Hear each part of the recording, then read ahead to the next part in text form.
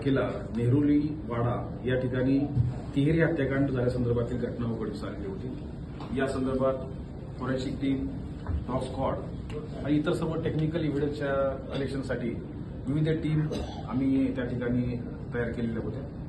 या बाबतीमध्ये 3 व्यक्ती, एकाच व्यक्तीचं वय 75, दुसरे त्यांची पत्नी 72 वर्षाची आणि मुलगी 52 वर्षाची अशी त्या ठिकाणी राहत होती आणि त्याच्याकडे एक भाडेकरू हे त्यांच्या कुटुंबासह राहत होता। अशा अवस्थेमध्ये त्या ठिकाणी भाडेकरू नव्हता आणि फक्त या 3 डेड बॉडी या त्या ठिकाणी मिळून आलेल्या होत्या।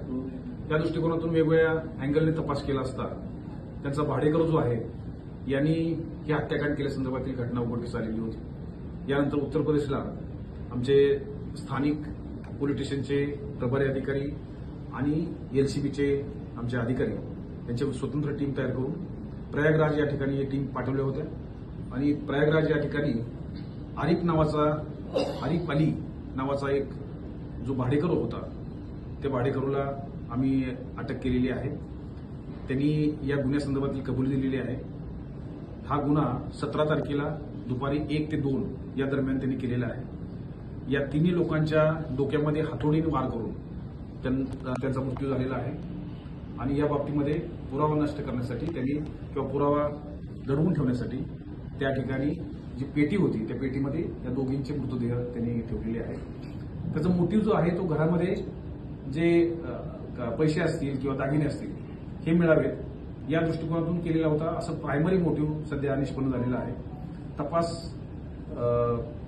या बाबतीमध्ये प्रकाश निश्चितपणे टाकेल की याचा अधिक मोटिव्ह काय होता किंवा याच्यामध्ये अधिक साथीदार कोणी होते का या बाबतीमध्ये तपासामध्ये गोष्टी निष्पन्न होतील। सर, काही मुद्देमाल या ठिकाणाहून चोरी झाला होता की साधारणतः किती रक्कम काय चोरी झालं होतं? चांदीचे 6 शिक्के हे फक्त त्या ठिकाणाहून चोरीला गेले होते। ते त्यांनी उत्तर प्रदेशमध्ये विकलेले आहेत। 2100 रुपयाला हे चांदीचे शिक्के विकलेले आहेत आणि त्या बाबतीमध्ये सुद्धा तपासामध्ये निष्पन्न झालेला आहे। अधिक काय काय मिळालं होतं या बाबतीमध्ये इंट्रोगेशनमध्ये आम्हाला पाहिजे। सर, डॉग स्क्वॉडची भूमिका कशी राहिली, कशा प्रकारे हा तपास उघडकीस आला? घटनास्थळावर ठाणे ग्रामीण पोलीसचे डॉग स्क्वॉड आम्ही बोललेलो होतो। घटनास्थळावर जो हातोडी पडली होती, ज्या हातोडीने हे मृत्यू झालेले आहेत, त्याच्या दांडा हा त्याचा वास दिल्यानंतर त्या बाबतीमध्ये ज्या ठिकाणी हा भाडेकरू राहत होता त्या रूमपर्यंत डॉग गेलेला होता। त्यांनी त्याचा माग काढलेला होता आणि त्याच्यावरूनच त्याचा जास्त संशय वाटत होता। इतरही काही सपोर्टिंग पुरावे होते परंतु मुख्यतः डॉगने या बाबतीमध्ये महत्वाची भूमिका बजावलेली आहे। या पूर्ण घटनेला फक्त एकच आरोपी होता की याच्यासोबत आणखी कोण मदतनीस होता? सुरुवातीला आता एकच आरोपी आहे असं दिसतं आहे परंतु निश्चितपणे कुणाची तर मदत त्याला झालेली असावी असा आमचा संशय आहे आणि तपासामध्ये अधिकच्या बाबी समोर येतील। ओके, ठीक।